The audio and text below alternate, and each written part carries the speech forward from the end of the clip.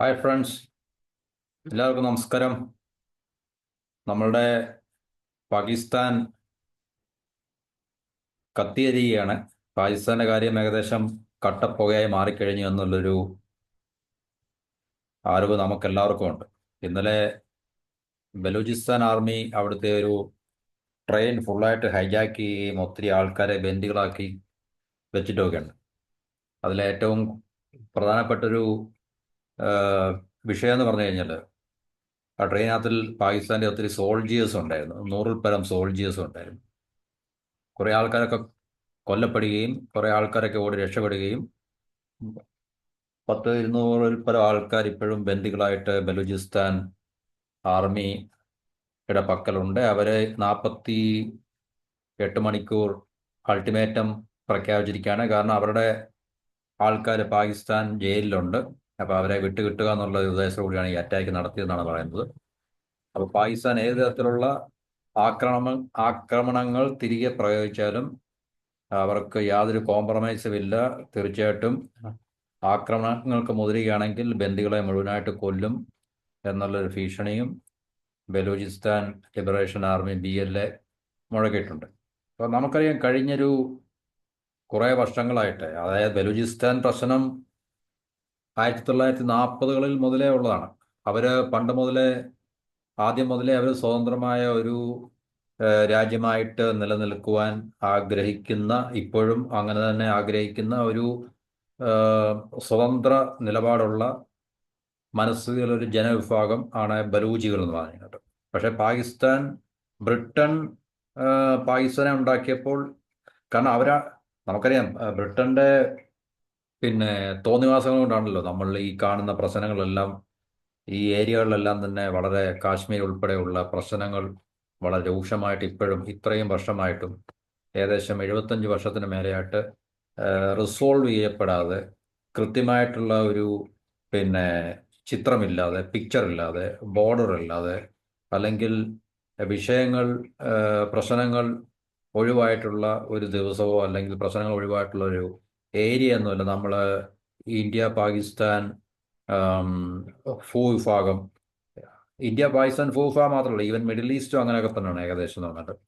കാരണം അവന്മാർ കയറി എല്ലായിടവും കുളവാക്കി അവന്മാരുടെ ജിയോ പൊളിറ്റിക്കൽ ഇൻട്രസ്റ്റിന് വേണ്ടി എല്ലായിടവും ഇതുപോലുള്ള എത്നിസിറ്റീസിനെ അല്ലെങ്കിൽ അതുപോലുള്ള ട്രൈബ്സിനെയൊക്കെ അന്നു മുതലേ അവന്മാർ പല രീതിയിൽ തമ്മിലടിപ്പിച്ചും അങ്ങോട്ടും ഇങ്ങോട്ടും അവർക്ക് സപ്പോർട്ട് കൊടുത്തും ആംസ് കൊടുത്തും ട്രെയിനിങ് കൊടുത്തും അവരെ ഗ്രൂപ്പാക്കിയും അവരുടെ ഭാഗത്തുനിന്ന് വിഘടനവാദ പ്രവർത്തനങ്ങൾ പ്രോത്സാഹിപ്പിച്ചും ഇപ്പോഴും അങ്ങനെ തന്നെ. കാരണം ലോകത്തിൽ നമ്മൾ എടുത്തു നോക്കിക്കഴിഞ്ഞാൽ ഈ വിഘടനവാദത്തിൻ്റെ എല്ലാം ഹെഡ് ക്വാർട്ടേഴ്സ് ലണ്ടൻ, ന്യൂയോർക്ക്, അല്ലെങ്കിൽ പാരീസ്, ഇതുപോലുള്ള ക്യാപിറ്റൽ സിറ്റീസ് മാത്രമാണ് ശരിക്കും പറഞ്ഞിട്ടുണ്ട്.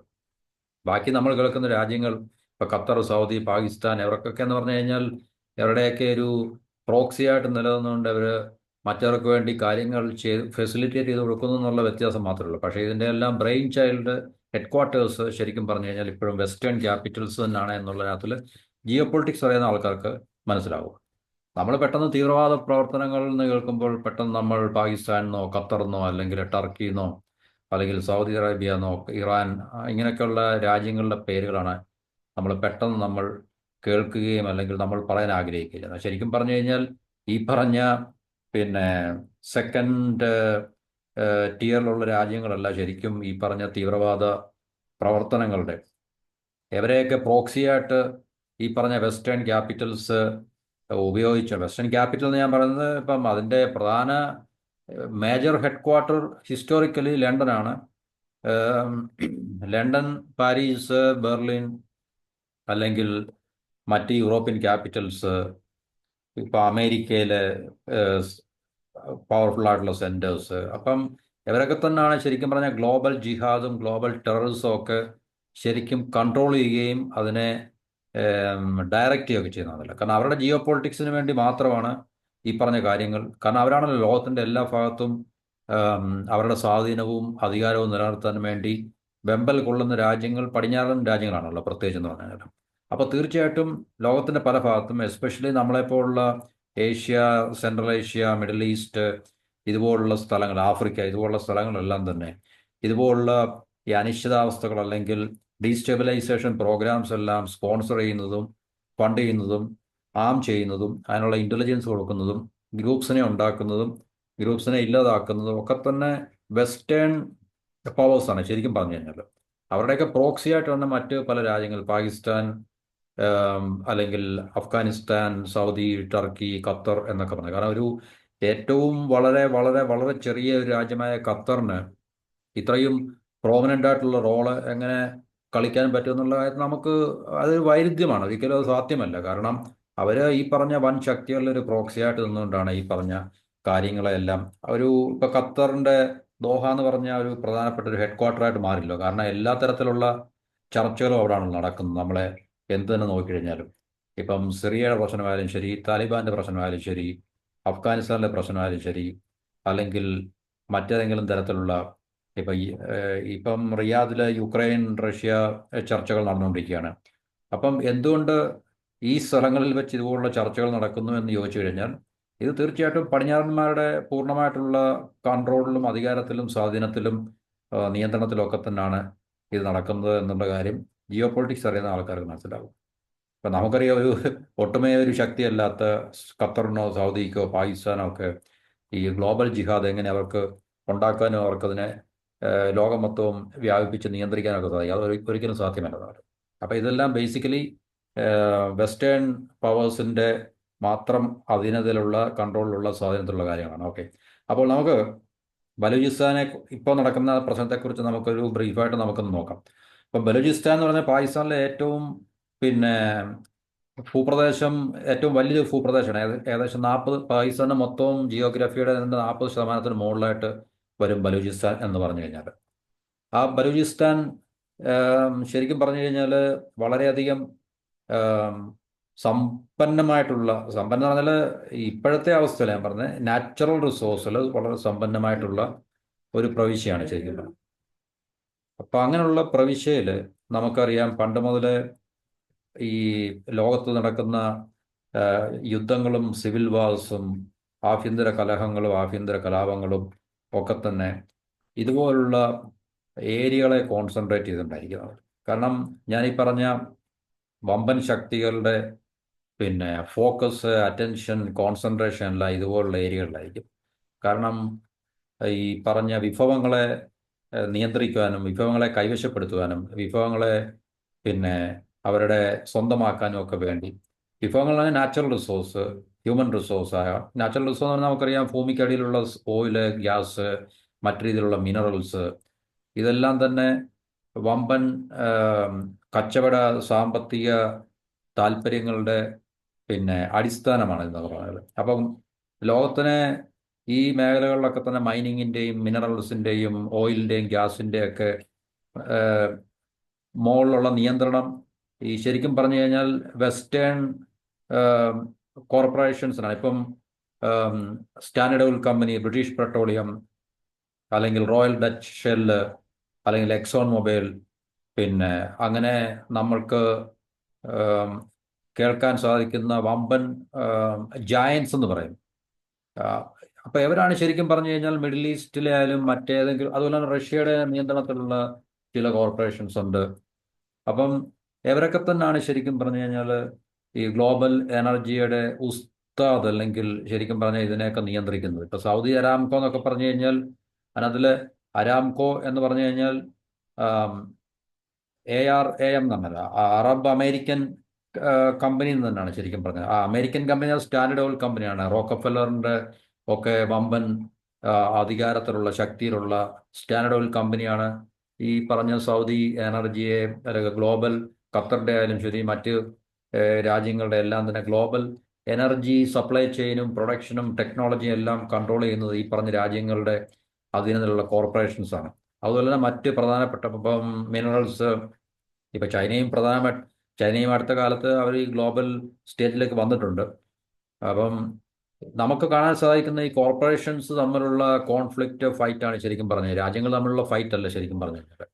അപ്പം ഈ മേജർ കോർപ്പറേഷൻസ് ആണ് ഈ പറഞ്ഞ അമേരിക്ക പോലുള്ള, അല്ലെങ്കിൽ പാശ്ചാത്യ രാജ്യങ്ങളുടെ, ഇന്ന് അമേരിക്ക എന്നല്ല ഒട്ടുമിക്ക എല്ലാ രാജ്യങ്ങളുടെയും സ്റ്റേറ്റിനെ, ഭരണ സംവിധാനത്തെ കൈവശപ്പെടുത്തിയിരിക്കുന്നതും നിയന്ത്രിക്കുന്നതും അതാത് രാജ്യങ്ങളിലെയും മറ്റ് ഗ്ലോബൽ കോർപ്പറേഷൻസും ഒക്കെ തന്നെയാണ്. അപ്പോൾ കോർപ്പറേറ്റ് സ്റ്റേറ്റാണ് നമുക്ക് എല്ലായിടത്തും കാണാൻ സാധിക്കുന്നത്.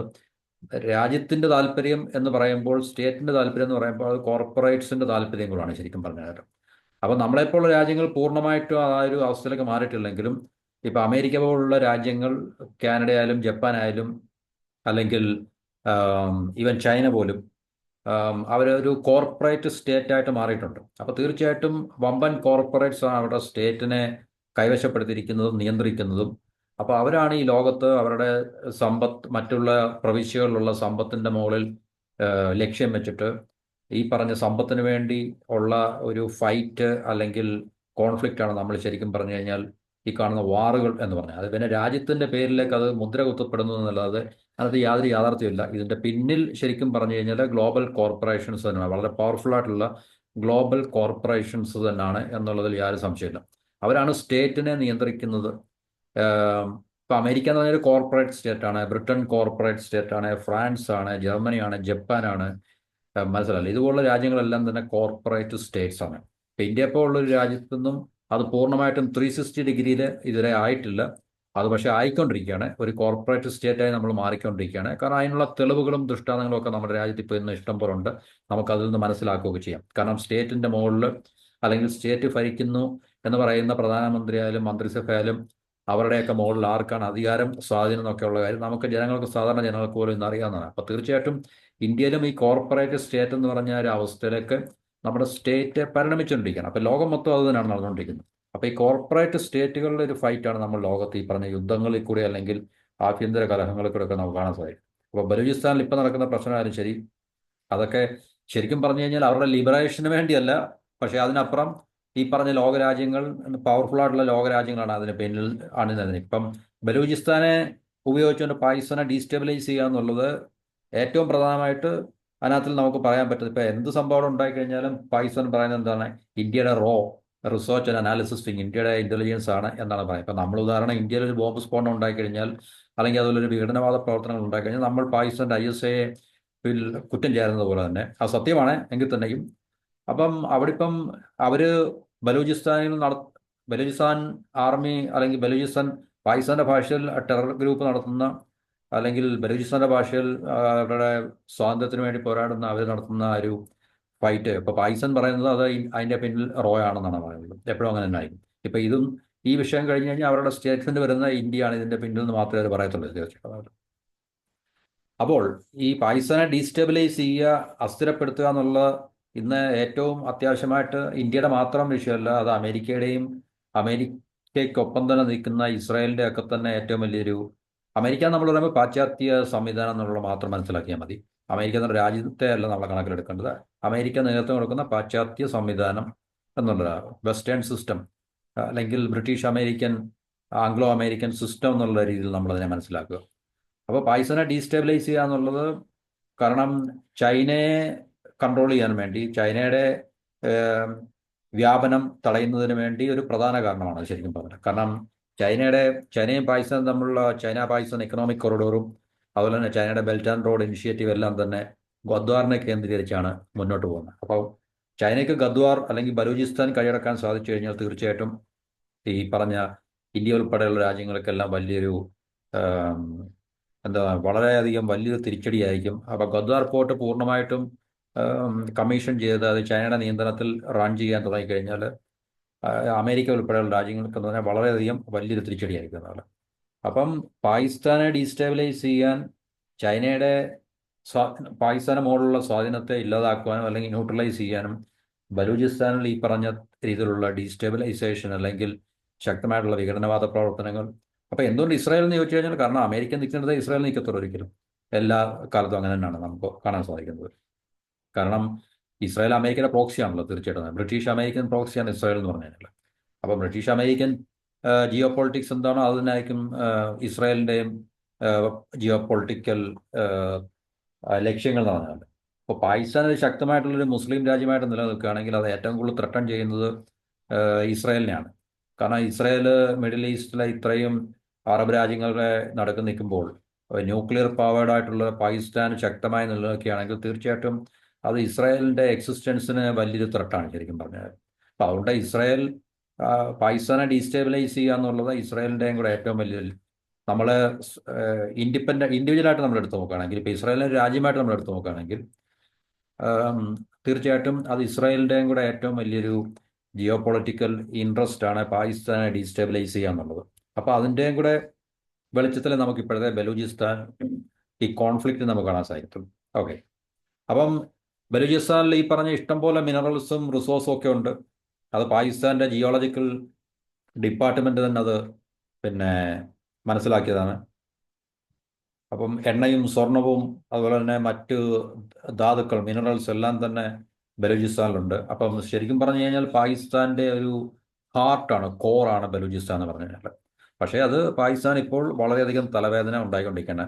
ആ തലവേദന ഉണ്ടാക്കാനുള്ള കാരണവും നമുക്കറിയാം. പാകിസ്ഥാനിൽ അധികാരം കേന്ദ്രീകരിക്കപ്പെട്ടിരിക്കുന്നത് പഞ്ചാബിലാണ്. ഇപ്പോൾ പഞ്ചാബീസാണ് ശരിക്കും പറഞ്ഞാൽ പാകിസ്ഥാന്റെ സംവിധാനത്തെ, എസ്റ്റാബ്ലിഷ്മെന്റിനെ നിയന്ത്രിക്കുന്നതും അവർക്കാണ് അതിൽ ഏറ്റവും കൂടുതൽ സ്വാധീനമുള്ളതും. പഞ്ചാബ് ഇപ്പം നവാസ് ഷെരീഫ് ആയാലും മുഷറഫ് ആയാലും അല്ലെങ്കിൽ അതുപോലുള്ള അവരുടെ മിലിറ്ററി ഇന്റലിജൻസ്, ISI മിലിറ്ററി ആയാലും ശരി, പൊളിറ്റിക്കൽ സിസ്റ്റത്തിലായാലും ശരി, എല്ലാം മുൻപന്തിയിൽ നിൽക്കുന്നത് പാകിസ്ഥാനീസാണ്, സോറി പഞ്ചാബീസാണ്. അപ്പോൾ പഞ്ചാബ് പൊളിറ്റിക്സ് ആണ് അവിടെ ശരിക്കും നടക്കുന്നത്. പഞ്ചാബിന്റെ അധികാര വിഹാരമാണ് പാകിസ്ഥാൻ എന്ന് പറഞ്ഞു കഴിഞ്ഞാൽ. അപ്പം ഈ പറഞ്ഞ പഞ്ചാബ് ഒഴിച്ച് ബാക്കിയുള്ള പ്രവിശ്യകളെല്ലാം തന്നെ എമാരെ ശരിക്കും പറഞ്ഞാൽ ചൂഷണം ചെയ്തുകൊണ്ടിരിക്കുകയും അല്ലെങ്കിൽ അവന്മാരുടെ കാൽപ്പിടിയിൽ അടിച്ചമർത്ത അടിച്ചമർത്തി വെച്ചുകൊണ്ടിരിക്കുകയാണ്. അപ്പോൾ തീർച്ചയായിട്ടും ഈ ബലൂചിസ്ഥാനിൽ ഇത്രയും വിഭവങ്ങളുള്ളത് ബലൂചി ആൾക്കാർക്ക് ഉപയോഗിക്കാനോ അല്ലെങ്കിൽ അവർക്കത് അനുഭവിക്കാനും കഴിഞ്ഞില്ല. ഇത് പാകിസ്ഥാനിലെ മിലിറ്ററി ഇന്റലിജൻസ് എസ്റ്റാബ്ലിഷ്മെന്റ് അവന്മാർ ഈ രാജ്യത്തെ കൊള്ളയടിക്കാനും വേണ്ടി മറ്റ് രാജ്യങ്ങൾക്ക്, പ്രത്യേകിച്ച് ഇപ്പോൾ ചൈനയുടെ കൂടെ സഹായത്തോടുകൂടി ഈ പറഞ്ഞ ഈ പ്രവിശ്യയെ കൂടുതൽ കൊള്ളയടിക്കുകയും അവിടുത്തെ ജനങ്ങളെ വെറും പട്ടിണിയിലും ദാരിദ്ര്യത്തിലും ആക്കി മാറ്റിയിട്ടിരിക്കുകയാണ്. അപ്പം പണ്ട് മുതലേ ബലൂജികൾക്കെതിരെ പാകിസ്ഥാന്റെ മിലിറ്ററി ശക്തമായിട്ടുള്ള ആക്രമണങ്ങൾ, ഇപ്പം മിലിറ്ററിയും പോലീസിനെയൊക്കെ ഉപയോഗിച്ച് തന്നെ അവർ ബലൂചിസ്ഥാന്റെ ഈ പറഞ്ഞൊരു സ്വാതന്ത്ര്യത്തിന് വേണ്ടിയുള്ള ഒരു അവകാശത്തെ അല്ലെങ്കിൽ സമരത്തെയൊക്കെ വളരെ ശക്തമായിട്ട് അവർ അടിച്ചമർത്തുന്നുണ്ട്. അപ്പം അവർ എയർ സ്ട്രൈക്ക് വരെ നടത്തിയിട്ടുണ്ട് ശരിക്കും പറഞ്ഞു കഴിഞ്ഞാൽ പാകിസ്ഥാനാണല്ലോ. അപ്പം അങ്ങനെ ഒരു ഇത് നിലനിൽക്കുമ്പോൾ തീർച്ചയായിട്ടും ഇപ്പോഴത്തെ പ്രശ്നം അതിൻ്റെയും കൂടെ വെളിച്ചത്തിൽ നമുക്ക് ജിയോ പൊളിറ്റിക്സ് മാത്രമല്ല, അതിൻ്റെ ഒരു എന്താ പറയുക, ഓട്ടോണമിയുടെ പ്രശ്നമുണ്ട്, സ്വതന്ത്ര ഭരണാവകാശത്തിൻ്റെ കൂടെ പ്രശ്നമുണ്ട്. അപ്പോൾ ഇവിടെ mines and mineral resources future potential Balochistan. അപ്പോൾ ഇവിടെ നമ്മൾ നോക്കിക്കഴിഞ്ഞാൽ പാകിസ്ഥാന്റെ ജിയോളജിക്കൽ സർവേ പറഞ്ഞിരിക്കുന്നത് ബലൂചിസ്ഥാനിലെ 80-ൽ പരം മിനറൽ റിസോഴ്സ് ഉണ്ടെന്നാണ് പറയുന്നത്. അതും വളരെ സിഗ്നിഫിക്കൻ്റ് ആയിട്ടുള്ള വളരെയധികം ഡിപ്പോസിറ്റ്സ് ഉണ്ട് അതിനകത്ത്. അപ്പോൾ ഇത് പെട്ടെന്ന് പറഞ്ഞു അത്. അപ്പം ഏകദേശം പലതരത്തിലുള്ള മിനറൽ റിസോഴ്സ് ഉണ്ട് അതിനകത്തിൽ. അത് ഗോൾഡ് ഉണ്ട്, കോളുണ്ട്, സൾഫർ ഉണ്ട്, ക്രോമൈറ്റ്, അയണോറ്, മാർബിളിന്റെ വലിയൊരു റിസർവ് ബലൂചിസ്ഥാനിലുണ്ട്. ഭയങ്കര റിസർവ്. അത് ഒരിക്കലും ലോകത്തിൽ ഒരു സ്ഥലത്തുമായിട്ട് അത് മാച്ച് ചെയ്യാൻ പോലും പറ്റത്തില്ലെന്നാണ് പറഞ്ഞിരിക്കുന്നത്.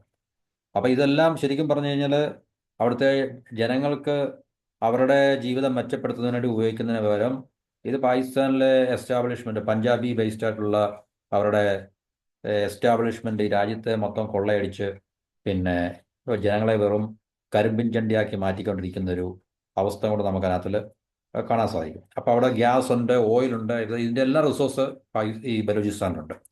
അപ്പം ഈ വിഭവങ്ങളൊന്നും അവിടുത്തെ ജനങ്ങൾക്ക് ഉപയോഗിക്കാൻ സാധിക്കുന്നില്ല എന്നുള്ളൊരു വസ്തുതയുണ്ട്. അപ്പം പാകിസ്ഥാനിൽ ഇപ്പം ഈ പറഞ്ഞ ഈ ബലൂചിസ്ഥാൻ എന്നുള്ള വിഷയം കഴിഞ്ഞ കുറേ വർഷങ്ങളായിട്ട്, പ്രത്യേകിച്ച് ഒരു കൃത്യമായി നമുക്ക് പറഞ്ഞു കഴിഞ്ഞാൽ ഇതിപ്പോൾ 2025, 24, 23 പ്രവണത നമ്മൾ എടുത്ത് നോക്കിക്കഴിഞ്ഞാൽ ഈ കാലഘട്ടത്തിലെല്ലാം തന്നെ വളരെ ശക്തമായിട്ടുള്ള ബലൂചിസ്ഥാനിന്റെ ഭാഗത്തുനിന്ന് പാകിസ്ഥാനി എസ്റ്റാബ്ലിഷ്മെന്റ് അവരുടെ മിലിറ്ററിക്കെതിരെയും സെക്യൂരിറ്റി ഫോഴ്സിനെതിരെയും അതുപോലെ തന്നെ സിവിലിയൻസിനെതിരെയൊക്കെ ശക്തമായിട്ടുള്ള ആക്രമണങ്ങൾ ഉണ്ടാകുന്ന അല്ലെങ്കിൽ നടക്കുന്ന ഒരു കാലഘട്ടം കൊണ്ടാണ് നമുക്ക് മനസ്സിലാക്കാൻ സാധിക്കും. അപ്പം പാകിസ്ഥാന്റെ ഇപ്പോഴത്തെ അവസ്ഥ വളരെ കട്ടപ്പകയാണ്. നമ്മൾ പറഞ്ഞു, ഒരു വശത്ത് ഇന്ത്യ ഉണ്ട്, മറുവശത്ത് ഷിയ ഇറാനുണ്ട്, അഫ്ഗാനിസ്ഥാനുണ്ട്, പിന്നെ പാകിസ്ഥാനകത്ത് തന്നെ ഇപ്പം ബലൂചിസ്ഥാനും അതുപോലെ തന്നെ മറ്റ് തീവ്രവാദ ഗ്രൂപ്പുകളെല്ലാം തന്നെ. തീവ്രവാദ ഗ്രൂപ്പുകൾ എന്ന് ഞാൻ പറയുന്നത് പാകിസ്ഥാന്റെ വേർഷനാണിത്. ബലൂചിസ്ഥാൻ ലിബറേഷൻ ആർമി, അതുപോലെ തന്നെ പിന്നെ തെഹ്രീക്ക് താലിബാൻ. അപ്പോൾ നാച്ചുറൽ റിസോഴ്സിന്റെ ഒക്കെ വലിയൊരു റിസർവാണ് ബലൂചിസ്ഥാനിലുള്ളത്. അപ്പോൾ ഇതൊന്നും അവിടുത്തെ ജനങ്ങളുടെ ജീവിതത്തിന് പുരോഗതി ഉണ്ടാക്കത്തക്ക രീതിയിൽ മാറ്റിയെടുക്കാൻ വേണ്ടി അവിടുത്തെ ഭരണകർത്താക്കൾക്ക് പഞ്ചാബ് ബേസ്ഡ് ആയിട്ടുള്ള പഞ്ചാബി അല്ലെങ്കിൽ അവിടുത്തെ ഇതുവരെ നിലനിന്നിട്ടുള്ള സിവിലിയൻ മിലിറ്ററി ഇൻ്റലിജൻസ് എസ്റ്റാബ്ലിഷ്മെൻ്റ് നിന്നും അവർക്ക് അതിന് തയ്യാറായിട്ടില്ല, അവരതിന് ശ്രമിച്ചിട്ടുമില്ല. അപ്പം പാകിസ്ഥാന്റെ മറ്റ് പ്രവിശ്യകളെ ആയിട്ട് താരതമ്യം ചെയ്യുമ്പോൾ ബലൂചിസ്ഥാൻ ഇന്ന് ശരിക്കും പറഞ്ഞ ഒരു പൂർ രാജ്യമാണ്. ഇത് നമ്മൾ ലോകത്തിൻ്റെ വലിയൊരു പ്രത്യേകതയാണ്. കാരണം ലോകത്ത് റിസോഴ്സ് ഉള്ള ഏത് സ്ഥലമാണോ അവിടെ എല്ലാം ഈ പറഞ്ഞ ദാരിദ്ര്യം വളരെ അധികം ഉണ്ട് എന്നുള്ളൊരു കാര്യം കൂടെ യാഥാർത്ഥ്യം ഒരു വൈരുദ്ധ്യം നമുക്ക് മനസ്സിലാക്കാൻ സാധിക്കും. അതിൻ്റെ അർത്ഥം എന്ന് പറഞ്ഞു കഴിഞ്ഞാൽ ഈ റിസോഴ്സ് ഉള്ളിടത്തെല്ലാം ലമാറെ കണ്ണുകൾ ഉണ്ടാകും. അമാർ ഈ പ്രവിശ്യകളിലെല്ലാം തന്നെ ലോകത്ത് എവിടെ തന്നെ, ആഫ്രിക്കയിലായാലും ശരി, സെൻട്രൽ ഏഷ്യയിലായാലും ശരി, മിഡിൽ ഈസ്റ്റിലായാലും ശരി, ഈ പറഞ്ഞ അഫ്ഗാനിസ്ഥാൻ പാകിസ്ഥാൻ ആയാലും ശരി, അതുപോലെ നമ്മളുടെ ഇന്ത്യയിലായാലും ശരി, ഇവിടെ എല്ലാം തന്നെ വിഘടനവാദ പ്രവർത്തനങ്ങളും തീവ്രവാദ പ്രവർത്തനങ്ങളും ഈ പണ്ട് കമ്മ്യൂണിസവും നക്സലിസവും ഒക്കെ ആയിരുന്നു. ഇപ്പോൾ അത് ജിഹാദി ഓപ്പറേഷൻസും അതുപോലെ തന്നെ തീവ്രവാദ പ്രവർത്തനങ്ങളൊക്കെയാണ്. അപ്പോൾ ഇതെല്ലാം തന്നെ ഒരേ അച്ചിൽ നിന്നാണ് വാർത്തെടുത്ത് ഈ ലോകത്തിന് സംഭാവനയായിട്ടുള്ള. അപ്പോൾ ഒരേ ശക്തികൾ തന്നെയാണ് ഇതിനെല്ലാം നിയന്ത്രിക്കുന്നതും ഇതെല്ലാം ലോകത്തിൽ അഴിച്ചുവിട്ടി പ്രശ്നങ്ങൾ ഉണ്ടാക്കുന്നതും. അമാർക്ക് ലോകത്തുള്ള ഈ വിഭവങ്ങളുടെ മേൽ സർവാധിപത്യം ഉണ്ടാക്കിയെടുക്കാനോ അല്ലെങ്കിൽ നിയന്ത്രണം ഉണ്ടാക്കിയെടുക്കാനോ അല്ലെങ്കിൽ നിയന്ത്രണം നഷ്ടപ്പെടാതിരിക്കാനും വേണ്ടിയാണ് ഈ പറഞ്ഞ രീതിയിലുള്ള പ്രവർത്തനങ്ങളെല്ലാം അവർ ചെയ്യുന്നത്. അപ്പം ഇത് റിസോഴ്സ് ഉള്ള രാജ്യങ്ങൾ, ഇപ്പോൾ ആഫ്രിക്കയുടെ കാര്യം നമുക്കറിയാം. ആഫ്രിക്ക എല്ലാം വളരെ പൂറായിട്ട് നിൽക്കുന്നതിൻ്റെ കാരണം എന്ന് പറഞ്ഞാൽ അവിടെ ഈ പറഞ്ഞ പാശ്ചാത്യർ കടന്നു കയറി അവിടുത്തെ റിസോഴ്സിൻ്റെ മണ്ടയ്ക്ക് അവന്മാർ കടന്നേറ്റം നടത്തി അവിടുത്തെ ജനങ്ങളെ തമ്മിലടിപ്പിച്ചിട്ട് അവരെ എന്നും ദാരിദ്ര്യത്തിലാക്കി. എന്നിട്ട് ഈ വിഭവങ്ങൾ മൊത്തം ചൂഷണം ചെയ്ത് പടിഞ്ഞാറോട്ട് പോയി അവന്മാർ വളരെ റിച്ചായിട്ട് വളരെ അഫ്ലുവൻ്റ് ആയിട്ട് ജീവിക്കുകയും ചെയ്യുന്ന കാഴ്ചയാണ് നമുക്ക് കാണാൻ സാധിക്കുന്നത്. അപ്പോൾ എവിടെ ദാരിദ്ര്യം ഉണ്ടോ പട്ടിണിയുണ്ടോ അവിടെ എല്ലാം ഇതുപോലുള്ള അവസ്ഥകൾ നിലനിൽക്കുന്നു എന്നുള്ളത് ജിയോ പൊളിറ്റിക്സിൻ്റെ അടിസ്ഥാനത്തിൽ നമുക്ക് മനസ്സിലാക്കാൻ സാധിക്കും. അപ്പം ഇങ്ങനെയുള്ളൊരു പ്രശ്നം കൊണ്ടാണ് ബലൂചിസ്ഥാനുകൾ തോക്കെടുക്കാൻ, ആയുധങ്ങൾ എടുക്കാൻ അവർക്ക് പ്രേരണ കിട്ടിയതെന്നാണ് പൊതുവേ ഉള്ളൊരു അഭിപ്രായം. അപ്പോൾ പാകിസ്ഥാന്റെ ഭാഗത്തുള്ള പഞ്ചാബിൽ അവരാണ് പ്രമാണിമാർ ശരിക്കും പറഞ്ഞു കഴിഞ്ഞാൽ. അപ്പോൾ ഈ പറഞ്ഞ ബലൂചിസ്ഥാനിലുള്ള അല്ലെങ്കിൽ മറ്റ് പ്രവിശ്യകളിലുള്ള എല്ലാ ഈ വിഭവങ്ങളും സമ്പത്തുകളും എമാരെ കൊള്ളയടിക്കുകയാണെന്നുള്ള യാഥാർത്ഥ്യം തന്നെയാണ് ശരിക്കും പറഞ്ഞു കഴിഞ്ഞാൽ. അപ്പം ഇന്ത്യയും പാകിസ്ഥാന്റെയും വിഭജനം കഴിഞ്ഞ് കുറച്ചുനാൾ സ്വതന്ത്രമായിട്ട് ബലൂചിസ്ഥാൻ നിന്നെങ്കിൽ തന്നെയും പക്ഷേ അത് പാകിസ്ഥാൻ പിന്നീട് അവരോട് ബലൂചിസ്ഥാനെ ചേർത്ത് പാകിസ്ഥാൻ എക്സ്പാൻഡ് ചെയ്യുകയായിരുന്നു ശരിക്കും പറഞ്ഞാൽ. അപ്പം അന്ന് മുതൽ ഈ ബലൂചികളുടെ കഷ്ടകാലം തുടങ്ങി എന്നാണ് നമുക്ക് മനസ്സിലാക്കാൻ സാധിക്കുന്നത്. ബലൂചിസ്ഥാൻ ലിബറേഷൻ ആർമിയാണ് ബലൂചിസ്ഥാൻ ലിബറേഷൻ ആർമിയാണ് ഇപ്പോൾ അവിടെ നിലനിൽക്കുന്ന ഏറ്റവും ശക്തമായ സംഘടന എന്ന് പറയുന്നത്. പണ്ട് നമ്മൾ ശ്രീലങ്കയിലൊക്കെ LTTE-യുടെ കാര്യം പറഞ്ഞിട്ടുണ്ട്. പല ചെറിയ ചെറിയ ആദ്യമൊക്കെ കുറേ വേറെ സംഘടനകളൊക്കെ ഉണ്ടായിരുന്നെങ്കിൽ തന്നെ അതിനെല്ലാം LTTE-യും ഒന്നുകിൽ LTTE ലയിച്ചോ അല്ലെങ്കിൽ LTTE അതെല്ലാം എലിമിനേറ്റ് ചെയ്ത് അവസാനം LTTE എന്ന് പറഞ്ഞാൽ വലിയ ശക്തമായ സംഘടന നിലനിന്ന പോലെ തന്നെ ഇവിടെ ബലൂചിസ്ഥാൻ ലിബറേഷൻ അല്ലെ ബലൂച്ച് ലിബറേഷൻ ആർമി BLA എന്ന് പറയുന്ന സംഘടനയാണ് ഏറ്റവും ശക്തമായിട്ടുള്ള. അവരാണ് ഇന്നലെ ഈ അറ്റാക്ക് നടത്തിയത്. ഈ സംഘടന പാകിസ്ഥാൻ സൈന്യത്തിനും സർക്കാരിനും നേരെ ആക്രമണം വളരെ 2000-ന്റെ തുടക്കത്തിൽ മുതൽ ഇങ്ങോട്ട് പ്രത്യേകിച്ച് കഴിഞ്ഞ ഒരു 5-6-7 വർഷം നമുക്ക് തീർച്ചയായിട്ടും പ്രത്യേകിച്ച് Pakistan China economic corridor CPEC ആരംഭിച്ചു തുടങ്ങിയതിന് ശേഷം പ്രത്യേകിച്ച് ഈ ബലൂചികളുടെ ഭാഗത്തു നിന്ന് വൻതോതിലുള്ള ആക്രമണങ്ങൾ പാകിസ്ഥാനെതിരെയും അതുപോലെ തന്നെ അവിടെ ജോലി ചെയ്യുന്ന ചൈനക്കാർക്കെതിരെയൊക്കെ തന്നെ ഇപ്പോഴും വളരെ ശക്തമായി തന്നെ നിലനിൽക്കുകയും തുടർന്നുകൊണ്ട് വരികയാണ്. കാരണം പാകിസ്ഥാൻ ചൈനയ്ക്ക് ഇത് കോളനൈസ് ചെയ്യാൻ വേണ്ടി തീരെഴുതി കൊടുത്തിരിക്കുകയാണ്. അപ്പോൾ തീർച്ചയായിട്ടും ചൈനയുടെ കയ്യിൽ ഈ പ്രവിശ്യ അല്ലെങ്കിൽ ഈ പ്രദേശങ്ങളായി കഴിഞ്ഞാൽ ചൈന ഇവിടെ നിന്നുള്ള എല്ലാം മാന്തിക്കൊണ്ട് പോകും. മൈനുകളും ഗോൾഡും ഓയിലും ഗ്യാസും എല്ലാം മാന്തിക്കൊണ്ട് പോകും. അപ്പോൾ അങ്ങനെ ഈ ഇവിടുത്തെ ജനങ്ങളെ വീണ്ടും ദരിദ്ര നാരായണന്മാരാക്കി മാറ്റി തീർക്കുവാൻ വേണ്ടി മാത്രമേ അത് സഹായിക്കത്തുള്ളൂ എന്നുള്ളൊരു യാഥാർത്ഥ്യം കൂടെ ഉണ്ട് അതിനകത്ത്. അപ്പോൾ അവർക്ക് തീർച്ചയായിട്ടും നമുക്കറിയാം ഇങ്ങനെയുള്ളൊരു ഫോഴ്സിനെ അവർക്ക് ഈ ഫൈറ്റ് ചെയ്യാൻ വേണ്ടി എന്തുവല്ല അവർക്ക് ആയുധം വേണം, പണം വേണം, അവർക്ക് മറ്റ് ട്രെയിനിങ് വേണം, സഹായങ്ങൾ വേണം, ഇൻ്റലിജൻസ് വേണം. അപ്പോൾ പാകിസ്ഥാൻ എപ്പോഴും ഇന്ത്യയാണ് കുറ്റപ്പെടുത്തുന്നത്. ഇതിൻ്റെ പിന്നിൽ ഇന്ത്യ ആണെന്നുള്ള ഒരു കംപ്ലൈൻ്റ് ആണ് അല്ലെങ്കിൽ അക്യൂസേഷൻ, ഒരു എന്താ പറയുക ആരോപണം എപ്പോഴും പാകിസ്ഥാൻ്റെ ഭാഗത്തു നിന്നുണ്ടാറുണ്ട്. പക്ഷേ മറ്റ് ലോകരാജ്യങ്ങൾ ഇത് മുകളിലേക്ക് എടുക്കാറില്ല. പക്ഷേ ശരിക്കും പറഞ്ഞാൽ ഇതിനകത്തിൽ ഇന്ത്യയുടെ ഇൻട്രസ്റ്റ് മാത്രമല്ല അമേരിക്കയുടെയും പാശ്ചാത്യ രാജ്യങ്ങളുടെയും ഇസ്രായേലിൻ്റെയും എല്ലാം തന്നെ ഇൻട്രസ്റ്റ് ഉണ്ട് തീർച്ചയായും ഈ ഒരു പാകിസ്ഥാനെ ഡീസ്റ്റെബിലൈസ് ചെയ്യാന്നുള്ള. കാരണം ഇത് നമ്മൾ അമേരിക്കയുടെ അഫ്ഗാനിസ്ഥാനിൽ നിന്നുള്ള പിന്മാറ്റം കൂടെ കൂട്ടി നമ്മൾ വായിക്കേണ്ട ഒരു അവസ്ഥ ഉണ്ട്. അന്ന് എല്ലാവരും പറഞ്ഞ അഫ്ഗാനിസ്ഥാനിൽ നിന്ന് അമേരിക്ക തോറ്റ് പിന്മാറി പേടിച്ച് താലിബാന് ഭരണം കൊടുത്തിട്ട് പോയി. പക്ഷെ അന്നേ നമുക്ക് ഈ മനസ്സിലാക്കാൻ പറ്റിയൊരു കാരണം എന്ന് പറഞ്ഞാൽ, നമുക്കറിയാം അമേരിക്ക തോറ്റന് അതിൽ നിന്ന് പിന്മാറേണ്ട ആവശ്യമൊന്നുമില്ല. ആ, താലിബാന്റെ കയ്യിൽ ഭരണം ഒരു പ്രശ്നമില്ലാതെ ഏൽപ്പിച്ചു കൊടുത്തിട്ട് പിന്നീട് നമുക്ക് ഇങ്ങോട്ട് കാണാൻ കഴിയുന്ന, കാരണം പാകിസ്ഥാനും താലിബാനും തമ്മിൽ വലിയ ബായി ബായി ആയിരുന്നല്ലോ. തെഹ്രിക്ക് ഈ താലിബാൻ എന്ന് പറഞ്ഞാൽ പാകിസ്ഥാനി താലിബാൻ ഒക്കെ വലിയ ആൾക്കാരാണ് പാകിസ്ഥാൻ. കാരണം പാകിസ്ഥാൻ ഉണ്ടാക്കി അമേരിക്ക പാകിസ്ഥാൻ അഫ്ഗാനിസ്ഥാനിൽ ഏം, ഉള്ള സമയത്ത് ആ, അമേരിക്കയ്ക്ക് തലവേദന ഉണ്ടായിക്കൊണ്ടിരുന്ന വലിയൊരു കക്ഷികളാണല്ലോ ഈ താലിബാനും അതുപോലെ തന്നെ പാകിസ്ഥാനി താലിബാനുള്ളത്. അന്ന് പാകിസ്ഥാൻ ആയിരുന്നില്ല അവരുടെ പിന്നെ പുറകിൽ നിന്നിട്ട് അവർക്ക് വേണ്ട സഹായങ്ങളെല്ലാം ചെയ്തു കൊടുക്കുകയും അമേരിക്കയ്ക്ക് അത് ഒത്തിരി തലവേദനയൊക്കെ ഉണ്ടാക്കുകയൊക്കെ ചെയ്ത കാര്യമാണ്. അപ്പം ഇവിടുന്ന് അഫ്ഗാനിസ്ഥാനിൽ നിന്ന് അമേരിക്ക പോയപ്പോൾ എല്ലാവരും വിചാരിച്ചു അമേരിക്ക തോറ്റ് സറണ്ടർ ചെയ്ത് തോറ്റോടി എന്നൊക്കെ വിചാരിച്ചത്. പക്ഷേ ഇപ്പോൾ നമുക്ക് അവിടെ പാകിസ്ഥാനിൽ നിലനിൽക്കുക, പാകിസ്ഥാൻ അനുഭവിക്കുന്ന അത് തന്നെയല്ല, താലിബാനും പാകിസ്ഥാനായിട്ട് ഇപ്പോൾ യുദ്ധത്തിന്റെ വക്കിൽ വരെ എത്തിയിട്ടുണ്ട്. അഫ്ഗാനിസ്ഥാനും പാകിസ്ഥാനും തമ്മിൽ വളരെയധികം ബോർഡർ കോൺഫ്ലിക്റ്റുകൾ ഉണ്ടായിക്കൊണ്ടിരിക്കുകയാണ്. അപ്പം അതിന് പുറമെയാണ് ഈ പാകിസ്ഥാനകത്തുള്ള ഈ പ്രശ്നങ്ങൾ. തെഹ്രീക്ക് താലിബാൻ, ബലൂചിസ്ഥാൻ ലിബറേഷൻ ആർമി, ഇതെല്ലാം ഇപ്പോൾ പാകിസ്ഥാനെതിരെ തിരിഞ്ഞിട്ടുണ്ട്. അപ്പം ഇതെല്ലാം നമുക്ക് അമേരിക്കയുടെ ആ ജിയോ പൊളിറ്റിക്കൽ ഇൻട്രസ്റ്റുമായിട്ട് നമുക്ക് കൂട്ടി വായിച്ചാൽ നമുക്ക് പറ്റത്തുള്ളൂ. അപ്പം പാകിസ്ഥാൻ ഡിവൈഡ് ചെയ്ത് പോകുമെന്നുള്ള, കാരണം പാകിസ്ഥാൻ അസ്ഥിരപ്പെട്ടുകൊണ്ടിരിക്കുകയാണ്, ഡീസ്റ്റെബിലൈസ് ചെയ്യപ്പെട്ടുകൊണ്ടിരിക്കുകയാണ്. കാരണം ഈ ഒരു പ്രശ്നം മുമ്പോട്ട് ഇങ്ങനെ പോയിക്കൊണ്ടിരുന്നാൽ തീർച്ചയായിട്ടും പാകിസ്ഥാൻ അത് എത്രത്തോളം അതിനെ പ്രതിരോധിക്കാൻ സാധിക്കുമെന്നുള്ള വലിയൊരു വിഷയമുണ്ട്. വലിയ തോതിൽ കഴിഞ്ഞ 10 വർഷത്തിനിടയ്ക്ക് അവർക്ക് ആയുധവും പിന്നെ സമ്പത്തും എല്ലാം കിട്ടുകയും അവർ വലിയൊരു ശക്തിയായി ഒരു ഒരു ഫോർമൽ മിലിറ്ററി പോലെ തന്നെ, ഒരു രാജ്യത്തിൻ്റെ മിലിറ്ററി പോലെ തന്നെ അവർ മാറിക്കഴിഞ്ഞു. അപ്പോൾ തീർച്ചയായിട്ടും ഇതിൻ്റെ പിന്നിൽ പണം കൊടുക്കാനും ആയുധം കൊടുക്കാനും ഇവർക്ക് ട്രെയിനിങ് കൊടുക്കാനും എല്ലാം തന്നെ ഈ സ്റ്റേറ്റ് എന്ന് പറഞ്ഞാൽ രാജ്യങ്ങൾ ഉണ്ടെങ്കിലേ വരത്തുള്ളൂ. അപ്പോൾ അത് തീർച്ചയായിട്ടും ഇന്ത്യക്കകത്തിൽ റോളുണ്ട്. ഇന്ത്യക്കകത്തിൽ റോൾ എടുക്കാതിരിക്കാൻ സാധിക്കത്തില്ല. കാരണം ഇന്ത്യയുടെ കൂടെ ആവശ്യമാണ് പാകിസ്ഥാനെ തീർച്ചയായിട്ടും ഡീസ്റ്റെബിലൈസ് ചെയ്യുക എന്നുള്ളത് ഇന്ത്യയുടെയാണ് ഏറ്റവും പ്രധാനപ്പെട്ട ഒരു ആവശ്യം എന്ന് പറയുന്നത്. അപ്പം ബലൂചിസ്ഥാൻ ഒരു സ്വതന്ത്ര രാജ്യമായി കഴിഞ്ഞാൽ പാകിസ്ഥാൻ തീർന്നു. കാരണം ഏറ്റവും വലിയ പ്രവിശ്യയാണ് പാകിസ്ഥാന്റെ 40% ഭൂവിഭാഗം ഇതിനകത്തിലുണ്ട്. അപ്പം ബലൂചിസ്ഥാൻ സ്വതന്ത്ര രാജ്യമാകുകയും ഇന്ത്യക്ക് അവിടെ എന്തെങ്കിലും നല്ലൊരു സ്വാധീനം ലഭിക്കുകയും ചെയ്തു കഴിഞ്ഞാൽ പാകിസ്ഥാൻ പിന്നെ നാമാവശേഷമായി പാകിസ്ഥാനെ പിന്നെ തിരിഞ്ഞു നോക്കേണ്ട ആവശ്യമില്ല. ഇത്രയും നാളും കാണിച്ച അവന്മാരുടെ എല്ലാ തരത്തിലുള്ള അഹങ്കാരത്തിനും അതൊരു വിരാമമിടും എന്നുള്ളതിനകത്ത് യാതൊരു സംശയമില്ല. പക്ഷേ ഇന്ത്യക്ക് അവിടെ എത്രത്തോളം സ്വാധീനം ലഭിക്കും എന്നുള്ള കാര്യത്തിൽ നമുക്ക്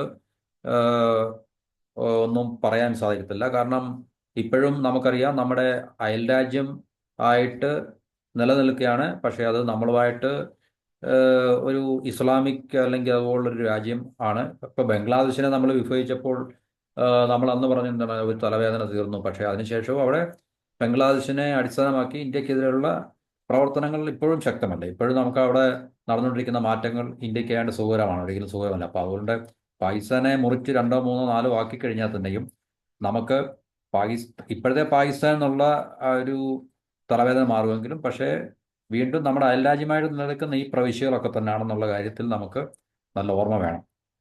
ജനസംഖ്യാപരമായിട്ട് പാകിസ്ഥാൻ ജനസംഖ്യയുടെ ചെറിയൊരു ഭാഗം മാത്രമാണ് ബലൂചിസ്ഥാൻ. പക്ഷേ ഭൂമിശാസ്ത്രപരമായിട്ട് അതായത് ജിയോഗ്രഫിക്കൽ പോർഷൻ വലുതാണ്. പക്ഷേ ജനസംഖ്യയിൽ വളരെ കുറവ് ആൾക്കാർ മാത്രമേ ബലൂചിസ്ഥാനിലുള്ളൂ. പക്ഷേ അതിനേക്കാൾ ഏറ്റവും പ്രധാനപ്പെട്ട കാര്യം എന്ന് പറഞ്ഞാൽ ഈ ബലൂചിസ്ഥാനിൽ വളരെയധികം സമ്പുഷ്ടമായിട്ടുള്ള സമ്പന്നമായിട്ടുള്ള നാച്ചുറൽ റിസോഴ്സ് ഉണ്ടെന്നുള്ളതാണ് അതിനകത്തിലെ ഏറ്റവും പ്രധാനപ്പെട്ട ഒരു വിഷയം.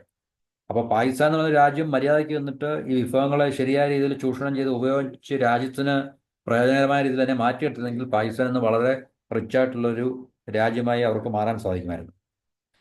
അപ്പം ഈ പറഞ്ഞ ബലൂചിസ്ഥാനിലെ ഈ സമ്പുഷ്ടമായിട്ടുള്ള അല്ല സമ്പന്നമായിട്ടുള്ള ഈ ഒരു നിധിയാണ് ചൈനയെ അങ്ങോട്ട് അട്രാക്ട് ചെയ്യുന്നതാണ് ശരിക്കും പറഞ്ഞാൽ. അപ്പോൾ പാകിസ്ഥാനെ അസ്ഥിരപ്പെടുത്തി നിർത്തുക എന്നുള്ളത്, എന്നുവെച്ചാൽ പാകിസ്ഥാനിലെ ഭരണം ഇങ്ങനെയൊക്കെ തന്നെ ആക്കി നിർത്തുക എന്നുള്ളത് ചൈനയുടെയും കൂടെ ആവശ്യമാണ്. അപ്പം തീർച്ചയായിട്ടും ചൈനയ്ക്ക് പാകിസ്ഥാനെ ബൈ ചെയ്യാനും പർച്ചേസ് ചെയ്യാനും സാധിക്കും. അപ്പോൾ അതിൽ കൂടെ പാകിസ്ഥാനിലെ ഇതുപോലുള്ള പ്രവിശ്യകളിലുള്ള വളരെ അധികം വിലമതിക്കുന്ന ഈ പറഞ്ഞ റിസോഴ്സുകൾ ചൈനയ്ക്ക് ചൂഷണം ചെയ്തുകൊണ്ട് പോകാം എന്നുള്ളൊരു ലക്ഷ്യം കൂടി ചൈനയ്ക്കുണ്ട്. പക്ഷേ ഇത് ബലൂചിസ്ഥാനികൾ മനസ്സിലാക്കുകയും അതുകൊണ്ടാണ് അവർ ചൈനയ്ക്കെതിരെയും പാകിസ്ഥാനെതിരെ അതുപോലെ തന്നെ തിരിച്ച് അടികൾ കൊടുക്കുകയും ചെയ്യുന്നത്. അപ്പം നമുക്ക് അടുത്ത കാലങ്ങളിലൊക്കെ നമുക്ക് കേൾക്കാൻ പറ്റിയ വാർത്ത എന്ന് പറഞ്ഞാൽ ചൈനയ്ക്കെതിരെയും ബലൂചിസ്ഥാൻ ലിബറേഷൻ ആർമി ശക്തമായിട്ടുള്ള ആക്രമണങ്ങൾ ഈ ചൈനീസ് എഞ്ചിനീയർമാർക്കും അതുപോലെ തന്നെ അവർക്ക് സ്വാധീനമുള്ള പല സ്ഥലങ്ങളിലുമൊക്കെ ഈ പറഞ്ഞ ബലൂചിസ്ഥാൻ ആർമി ആക്രമണം നടത്തിയിട്ടുണ്ടെന്നുള്ള കാര്യം നമുക്ക് വിസ്മരിക്കാൻ സാധിക്കത്തില്ല, അല്ലെങ്കിൽ നമ്മൾ കേട്ടുകൊണ്ടിരിക്കുന്നതാണ്. അപ്പോൾ ഒരു വശത്ത് താലിബാൻ, മറുവശത്ത് പിന്നെ ഇന്ത്യ, മറ്റൊരു സൈഡിലെ ഷിയ പോപ്പുലായിട്ടുള്ള ഇറാൻ. അപ്പം ഇങ്ങനെ അതുപോലെ തന്നെ അകത്ത് പിന്നെ ഈ പറഞ്ഞ പാകിസ്ഥാനകത്ത് ബലൂചിസ്ഥാൻ ലിബറേഷൻ ആർമിയും അതുപോലെ തന്നെ തെഹ്രീക്ക് താലിബാൻ ഇതുപോലുള്ള തീവ്രവാദ സംഘടനകളൊക്കെ വളരെ ശക്തമായിട്ട് തന്നെ പാകിസ്ഥാനെതിരെ തിരിച്ചടികൾ നടത്തിക്കൊണ്ടിരിക്കുകയാണ്. അപ്പം ഇതിനപ്പുറം അവിടെ നടക്കുന്ന രാഷ്ട്രീയമായിട്ടുള്ള പൊളിറ്റിക്കൽ ഇൻസ്റ്റെബിലിറ്റി, സാമ്പത്തിക ഇക്കണോമിക് ഇൻസ്റ്റെബിലിറ്റി, ഇതെല്ലാം കൂടെ ആയപ്പോൾ പാകിസ്ഥാൻ എത്രത്തോളം ഇനി ഇത് മുമ്പോട്ട് കൊണ്ടുപോകാൻ സാധിക്കും എന്നുള്ള കാര്യം വളരെ ബുദ്ധിമുട്ടാണ്. കാരണം ഒരു സ്റ്റേറ്റ് അസ്ഥിരപ്പെടുക എന്ന് പറഞ്ഞു കഴിഞ്ഞാൽ അത് ആ രാജ്യത്തിൻ്റെ വിഘടനത്തിൽ മാത്രം ചെന്ന് അവസാനിക്കുന്ന വലിയൊരു കാര്യമാണ്. നമുക്കറിയാം പാകിസ്ഥാനിൽ ഈ താലിബാനെ കൊണ്ടുവരുന്നതിലൊക്കെ വളരെയധികം പങ്കുവഹിച്ചാണ് പാകിസ്ഥാന്റെ ഭരണകൂടം. അപ്പോൾ അന്ന് പാകിസ്ഥാനും താലിബാനും തമ്മിലൊക്കെ വളരെയധികം അടുത്ത ബന്ധമായിരുന്നു. പക്ഷേ താലിബാൻ അധികാരത്തിൽ വന്ന അന്ന് മുതൽ പാകിസ്ഥാനെതിരെ പ്രശ്നം തുടങ്ങുന്ന കാഴ്ചകൾ നമ്മൾ കാണുന്നതാണ്. അപ്പം അതിൻ്റെ അർത്ഥം എന്ന് പറഞ്ഞാൽ പാകിസ്ഥാന്റെ കൺട്രോളിങ് ലിവർ, അല്ലെങ്കിൽ ആ ഒരു എന്താണ് പറയുന്നത്, ചരടുവലികൾ നടത്തുന്നത് മറ്റ് ലോകത്തിൻ്റെ ഭാഗത്തു നിന്നാണെന്നുള്ള കാര്യം നമുക്ക് മനസ്സിലാക്കാൻ സാധിക്കും. അപ്പം അതുകൊണ്ടാണ് അമേരിക്ക അവിടുന്ന് അധികം പ്രശ്നങ്ങളൊന്നും ഉണ്ടാക്കാതെ സാവകാശം അവിടുന്ന് പിന്മാറി താലിബാനെ ഭരണം ഏൽപ്പിച്ച് പോയത് എന്നുള്ള കാര്യം നമുക്ക് ഇപ്പോൾ മനസ്സിലാക്കാൻ സാധിക്കും. കാരണം അതിനുശേഷം താലിബാനെ ഉപയോഗിച്ച് പാകിസ്ഥാനെതിരെ അറ്റാക്ക് നടത്തുക, പാകിസ്ഥാനെ ഡീസ്റ്റെബിലൈസ് ചെയ്യുക എന്നുള്ള ഉദ്ദേശ ലക്ഷ്യത്തോടു കൂടി തന്നെ ആയിരിക്കും അമേരിക്കയുടെ നേതൃത്വത്തിലുള്ള നാറ്റോ സഖ്യം അവിടുന്ന് പിൻവാങ്ങിയത്. അപ്പോൾ രണ്ട് രാജ്യങ്ങൾ തമ്മിൽ, അഫ്ഗാനിസ്ഥാനും പാകിസ്ഥാനും തമ്മിൽ ഈ അതിർത്തി തർക്കങ്ങളുണ്ട്, യുദ്ധത്തിൻ്റെ അടുത്തുവരെ എത്തിയിട്ടുള്ളതാണ്. അപ്പം കഴിഞ്ഞ വർഷത്തിനിടെ പാകിസ്ഥാനും താലിബാനും തമ്മിൽ വളരെയധികം ശക്തമായിട്ടുള്ള, എന്നും വളരെ ഷോർട്ട് ഡ്യൂറേഷൻ ആണെങ്കിൽ തന്നെ വളരെ ശക്തമായിട്ടുള്ള ആക്രമണങ്ങളും പ്രത്യാക്രമണങ്ങളും ഒക്കെ അങ്ങോട്ടും ഇങ്ങോട്ടും പാകിസ്ഥാൻ വ്യോമാക്രമണം എല്ലാം നടത്തിയിട്ടുണ്ട് അഫ്ഗാനിസ്ഥാനിലാണ്. അതുപോലെ തന്നെ സാമ്പത്തിക പ്രതിസന്ധി വളരെ രൂക്ഷമാണ്. അപ്പം ഇതെല്ലാം കൂടെ കണക്കിലെടുക്കുമ്പോൾ തീർച്ചയായിട്ടും പാകിസ്ഥാൻ വളരെയധികം എക്സിസ്റ്റൻഷ്യൽ ത്രെട്ട് നേരിടുന്ന ഒരു രാജ്യമായി മാറിയിരിക്കുകയാണ്. പാകിസ്ഥാനിലെ സാമ്പത്തിക സ്ഥിതിയൊക്കെ എന്ന് പറഞ്ഞാൽ വളരെ വളരെ വളരെ പരിതാപകരമാണ്. അവിടുത്തെ ജനങ്ങളുടെ അവസ്ഥ, സാധാരണക്കാര ജനങ്ങളുടെ, പൊളിറ്റീഷ്യൻസിൻ്റെയും മിലിറ്ററിയിലും ഇൻ്റലിജൻസിലുള്ള ആൾക്കാരുടെ ഒന്നുമല്ല, സാധാരണക്കാരായിട്ടുള്ള ജനങ്ങളുടെ അവസ്ഥ എന്ന് പറഞ്ഞാൽ വളരെ കൂടുതലാണ്. കാരണം അവിടുത്തെ അവശ്യ സാധനങ്ങളുടെ വില കയറ്റവും അതുപോലെ തന്നെ സാമ്പത്തിക അസ്ഥിരതയും ഒക്കെ തന്നെ വളരെ വളരെ അധികം ബുദ്ധിമുട്ടിൽ ജനങ്ങളെ കൊണ്ട് എത്തിച്ചിട്ടുണ്ട്. പിന്നെ ചൈനയുടെ മാത്രമാണ് ശരിക്കും പറഞ്ഞു കഴിഞ്ഞാൽ അവിടെ വിദേശ നിക്ഷേപം നടത്തുന്ന ഒരു രാജ്യമായി മാറ്റില്ല. അവരെന്ന് പറഞ്ഞാൽ തന്ത്രപരമായിട്ട് തന്ത്രപ്രധാന സ്ഥലങ്ങളിലെല്ലാം പിടിമുറുക്കിയിട്ട് പിന്നെ പാകിസ്ഥാനെ ഏകദേശം അവർ കോളനൈസ് ചെയ്ത് കഴിഞ്ഞു എന്നുള്ള കാര്യം നമുക്ക് മനസ്സിലാക്കാൻ സാധിക്കും. അപ്പം ബലൂചിസ്ഥാനിലും അവരുടെ ശക്തമായിട്ടുള്ള പ്രസൻസ് അത് ജിയോ പൊളിറ്റിക്കലി അമേരിക്കയ്ക്കും ഇന്ത്യക്കും എല്ലാം ഒരുപോലെ തന്നെ തലവേദന സൃഷ്ടിക്കുന്ന ഒരു കാര്യമാണ്. അതുകൊണ്ട് തീർച്ചയായിട്ടും ഈ പറഞ്ഞ കൂടുതൽ പാകിസ്ഥാനെ ദുർബലപ്പെടുത്തുകയും അസ്ഥിരപ്പെടുത്തുകയും ചെയ്യുന്ന ഒരു കാഴ്ച നമുക്ക് ഇനിയും കാണാൻ സാധിക്കും. അപ്പം ആ ഒരു കാഴ്ച പാകിസ്ഥാനെ എവിടെ കൊണ്ട് എത്തിക്കും എന്നുള്ളത് നമുക്ക് കാത്തിരുന്ന് കാണാം. എന്നാലും പാകിസ്ഥാൻ വളരെ ദുർബലമായിട്ടുള്ള അവസ്ഥയിലാണ്. അപ്പം ഇന്ത്യ കൂടെ ഒന്ന് വിചാരിച്ചു കഴിഞ്ഞാൽ തീർച്ചയായിട്ടും വളരെ പെട്ടെന്ന് തന്നെ പാകിസ്ഥാനെ ഉന്തിത്തള്ളി താഴെയിടാൻ സാധിക്കും എന്നുള്ളതാണ് നമുക്ക് അറിയാൻ സാധിക്കുന്നത്. ഈ ഏതെങ്കിലും തരത്തിലുള്ളൊരു ആർട്ടിഫിഷ്യലായിട്ടുള്ളൊരു അറ്റാക്ക് ഉണ്ടാക്കിയിട്ട് ഇന്ത്യ പാകിസ്ഥാൻ അതിർത്തിയിൽ ഒരു ബോർഡർ ഡിപ്ലോയ്മെൻറ്റ് നടത്തി കഴിഞ്ഞാൽ, ഒരു 6 മാസത്തേക്കോ ഒരു വർഷത്തേക്കോ ഒരു ബോർഡർ ഡിപ്ലോയ്മെൻറ്റ് സൈന്യത്തിനെ വിന്യസിച്ചു കഴിഞ്ഞാൽ തീർച്ചയായിട്ടും പാകിസ്ഥാൻ പൂർണ്ണമായിട്ടും നട്ടലൊടിഞ്ഞ് താഴെ വീഴും എന്നുള്ളതിനകത്ത് യാതൊരു സംശയമില്ല. പക്ഷേ അത് നമ്മുടെ ഇവിടുത്തെ ഭരണകർത്താക്കൾ ആ രീതിയിലേക്കൊന്നും ചിന്തിക്കുവാൻ തയ്യാറായിരുന്നില്ല. കാരണം പണ്ട് നമ്മുടെ പാർലമെൻറ്റിൽ അറ്റാക്ക് ഉണ്ടായ സമയത്ത്, വാജ്പേയിയുടെ സമയത്ത് നമ്മൾ ഏകദേശം ഒരു വർഷത്തോളം എനിക്ക് തോന്നുന്നു അവിടെ ഒരു അതിർത്തിയിൽ പൂർണ്ണമായിട്ടുള്ള സേനാ വിന്യാസം, ആർമി ഡിപ്ലോയ്മെൻറ്റ്, നമ്മുടെ ഫോഴ്സിനെ ഡിപ്ലോയ് ചെയ്തത് എന്ന് വെച്ചാൽ യുദ്ധത്തിന് സമാനമായിട്ടുള്ള. അപ്പോൾ അതിലും ഏറ്റവും ദുർബലമായിട്ടുള്ളൊരു അവസ്ഥയിൽ ഇന്ന് പാകിസ്ഥാൻ നിൽക്കുമ്പോൾ തീർച്ചയായിട്ടും നമ്മൾ അങ്ങനൊരു തന്ത്രം പ്രയോഗിക്കുകയാണെങ്കിൽ പാകിസ്ഥാൻ പൂർണ്ണമായിട്ടും തകർന്നടിഞ്ഞ് താഴെ വീഴും എന്നുള്ളതിനകത്ത് യാതൊരു സംശയമില്ല. പക്ഷേ അത് നമ്മുടെ ഭരണകർത്താക്കൾ അത് എന്തുകൊണ്ടാണ് ചെയ്യാത്തതെന്നുള്ളതിനെക്കുറിച്ച് നമുക്കറിയില്ല. പക്ഷേ അങ്ങനൊരു പിന്നെ തുറപ്പിയിട്ട് നമ്മുടെ കയ്യിൽ ഇപ്പോഴും വളരെ ഭദ്രമായിട്ടുണ്ട്. ഇപ്പോഴാണ് അതിന് പറ്റിയ സമയം എന്നുള്ളതിനകത്തിൽ യാതൊരു സംശയമില്ല. അപ്പോൾ ഇത്രയും തൽക്കാലം പറഞ്ഞുകൊണ്ട് ഈ വീഡിയോ ഇവിടെ അവസാനിപ്പിക്കുന്നു. അപ്പോൾ ഇതിനെക്കുറിച്ച് നമുക്ക് മറ്റ് വീഡിയോകൾ നമുക്ക് ചർച്ച ചെയ്യാം. എല്ലാവർക്കും നന്ദി, നമസ്കാരം ഒരിക്കൽ കൂടി. ചാനൽ സബ്സ്ക്രൈബ് ചെയ്യുക, സപ്പോർട്ട് ചെയ്യുക. മറ്റൊരു പ്രധാന ടോപ്പിക്കുമായിട്ട് നമുക്ക് വീണ്ടും കാണാം. Till then, goodbye and have a nice day. Thank you for watching and listening.